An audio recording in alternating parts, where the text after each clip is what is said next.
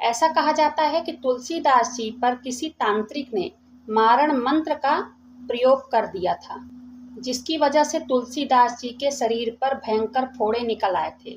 तब तुलसीदास जी ने बजरंग बाण का पाठ किया था। तब उन्होंने हनुमान जी से गुहार लगाई थी बजरंग बाण का पाठ करके। तब बजरंग बाण का पाठ करने के बाद एक दिन में उनके फोड़े फुंसी सब ठीक हो गए थे। जय श्री राम, जय हनुमान।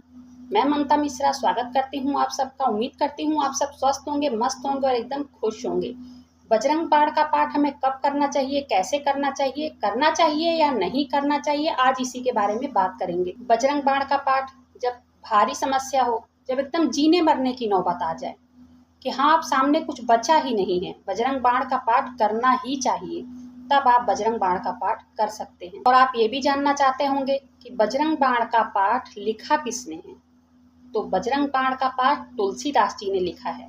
ऐसा कहा जाता है कि तुलसीदास जी पर किसी तांत्रिक ने मारण मंत्र का प्रयोग कर दिया था, जिसकी वजह से तुलसीदास जी के शरीर पर भयंकर फोड़े निकल आए थे। तब तुलसीदास जी ने बजरंग बाण का पाठ किया था। तब उन्होंने हनुमान जी से गुहार लगाई थी बजरंग बाण का पाठ करके। तब बजरंग बाण का पाठ करने के बाद एक दिन में उनके फोड़े फुंसी सब ठीक हो गए थे। माना जाता है कि बजरंग बाण का पाठ करने से हनुमान जी आपके शत्रुओं का नाश कर देते हैं। लेकिन बजरंग बाण करना ही क्यों है, जब अगर संकल्प लेकर के हनुमान चालीसा करके हमारी सारी मनोकामनाएं पूरी हो जाती है, तो बजरंग बाण का पाठ क्यों करना। बजरंग बाण के पाठ में 5 बार राम जी को शपथ दी जाती है, जिससे हनुमान जी उग्र हो जाते हैं, गुस्सा हो जाते हैं। तो भगवान राम की शपथ अपने इष्ट को क्यों देना, जब ऐसे ही अपनी मनोकामना पूरी हो जाती है, तो फिर बजरंग बाण का पाठ क्यों करना। छोटी मोटी चीज़ों के लिए बजरंग बाण का पाठ नहीं करना चाहिए, जैसे नौकरी के लिए, धन समस्या के लिए, किसी भी चीज़ की छोटी मोटी बीमारी के लिए, घर में कलेश लड़ाई झगड़ा के लिए, इन सब चीज़ों के लिए बजरंग बाण का पाठ नहीं करना चाहिए। बजरंग बाण का पाठ तब करना चाहिए जब लगे कि अब कहीं का कोई रास्ता नहीं दिख रहा है, एकदम जान पे बनाई है कि बिल्कुल इज्जत पे बनाई है, जान पे बनाई है, तब आप बजरंग बाण का पाठ कर सकते हैं। तो चलिए जानते हैं बजरंग बाण का पाठ अगर करें तो कैसे करें और कब करना चाहिए। बजरंग बाण का पाठ इतनी स्पीड से काम करता है कि जैसे हवा का झोंका। तो बजरंग बाण पाठ करने के भी कुछ नियम हैं।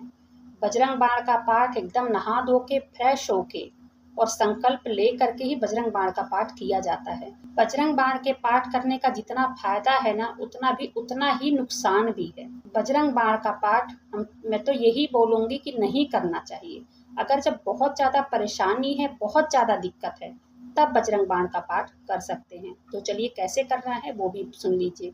तो बजरंग बाण का पाठ करने के लिए हनुमान जी की मूर्ति रखनी है सामने, लाल कपड़ा बिछाना है, भोग लेना है, दिया बत्ती करनी है।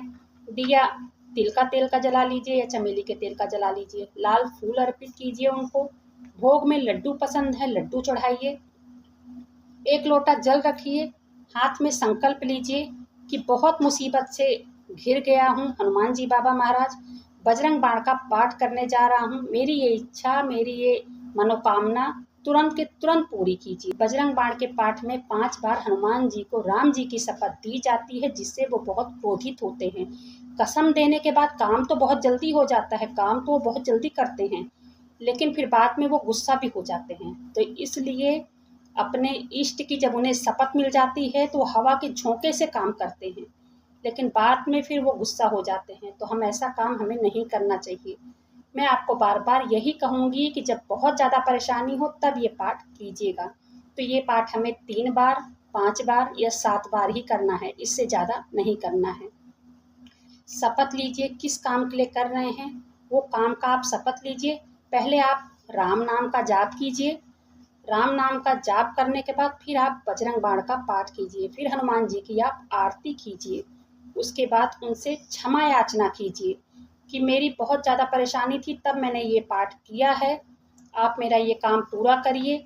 माफ़ी मांगिए, श्री राम जी से माफ़ी मांगिए, हनुमान जी से माफ़ी मांगिए। आपका काम हो जाए, उनके आगे नतमस्तक होइए, हाथ जोड़ करके माफ़ी मांगिए कि मैं बहुत ज़्यादा मजबूरी में ये पाठ कर रहा हूँ या कर रही हूँ। तो चलिए आज के लिए इतना ही। वीडियो पसंद आई हो प्लीज़ वीडियो को लाइक कीजिएगा, चैनल को सब्सक्राइब जरूर से कीजिएगा। कमेंट में जय श्री राम जय हनुमान लिखना ना भूलिएगा।